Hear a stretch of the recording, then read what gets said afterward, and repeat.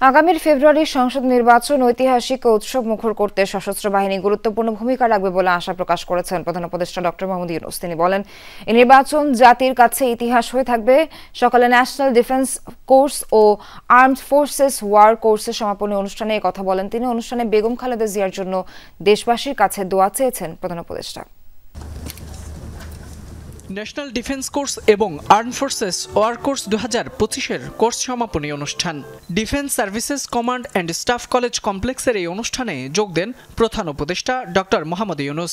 Course সম্পন্নকারী অফিসারদের হাতে সনদ তুলে দেন তিনি।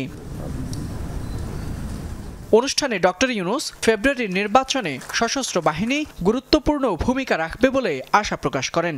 বলেন, এই নির্বাচন জাতির কাছে ঐতিহাসিক হয়ে থাকবে।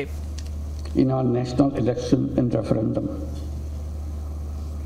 in February, not only a historical landmark,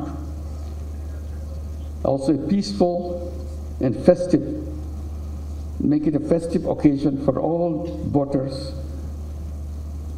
who turn out to vote. And the nation will remember with pride.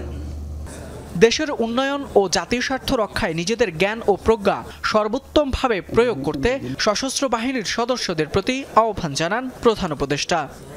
I'm proud to notice the progress of the armed forces and their enduring contributions to our national security, development and nation building activities. Your commitment to safeguarding our nation has been exemplary. Your continuous efforts during national crisis such as natural disasters, political unrest, and pandemics, demonstrate your readiness to respond and your unwavering dedication to the well-being of our citizens. বিভিন্ন দেশের অফিসারদের এই course থেকে অর্জিত জ্ঞান ও অভিজ্ঞতা স্বদেশের যে কোনো সংকট বা প্রতিকূল পরিস্থিতি মোকাবেলায় ভূমিকা রাখবে বলে জানান প্রশিক্ষণার্থীরা। Bangladesh has been very gracious. We have witnessed a nation with rich culture, resilience and aspirations. The warmth hospitality offered by Bangladeshi citizens will always be remembered. এবছর ন্যাশনাল ডিফেন্স কোর্স 2025-এ বাংলাদেশ সশস্ত্র বাহিনীর 49 জন, বেসামরিক প্রশাসনের 18 জন এবং 18টি দেশের 29 জন সহ মোট 96 জন কোর্সে অংশগ্রহণ করেন। পাশাপাশি বাংলাদেশ সশস্ত্র বাহিনীর 56 জন officer arm forces war course 2025 সম্পন্ন করেন।